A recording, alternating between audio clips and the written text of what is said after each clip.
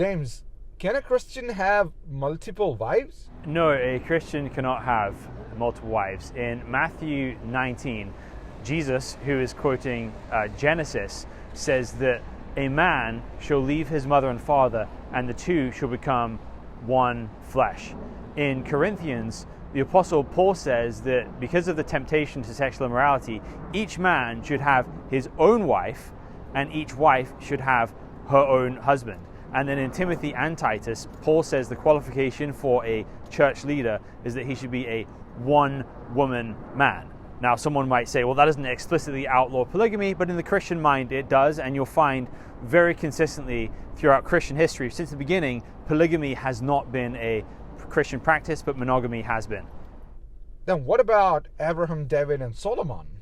So that's a great question, because Abraham, David, and Solomon all have multiple wives, and that is in the Bible. But one misunderstanding here is that Christians and Muslims have a very different way of understanding what a prophet is, right? In Islam, a prophet is like higher than a normal person in their character. In Christianity, we don't believe that being a prophet means that you're like morally better than anyone. It's just a fact that God has spoken through you.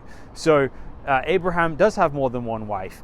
David does have more than one wife, and Solomon has like 700 wives. And from the narrative of the Bible, that's portrayed as a negative thing. A lesson you're supposed to look at this and be like, this is a bad idea to have multiple wives. Don't you think men are naturally polygamists? So this is another very important point of discussion between how we view human nature. So as Christians, we believe that human nature is inherently sinful, that we're a mixture of good and bad, and there are ways we're born, like with men are generally born with a bent to promiscuity, and we would say that's a result of sin nature. And as an image bearer of God, your job is to battle against your nature, is to control your desires, to shape your desires into the image of God to be what you're supposed to be. So it's not enough just to say, well, naturally I have desires for more than one partner.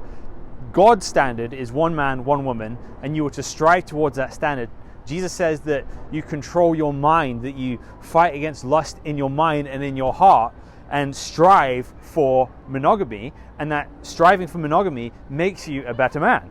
Then what about taking care of widows and those women who are in need? So just because you're taking care of a widow does not mean you have to marry her and have sex with her. You can marry a widow if you don't have a wife already. If you already have a wife, you take care of the widow without sleeping with her. I've had many women who've lived in my house, who I have helped take care of, who I haven't touched. You control yourself. You're a one-woman man, no matter what the circumstances are, and you can still help people without sleeping with them. It's not that hard. Thanks for watching. If you have more questions, why not check out the other videos in this series? If we haven't answered your question yet, you can submit it to almeida.org/ask. We aim to answer one question every week. Like and subscribe for more content.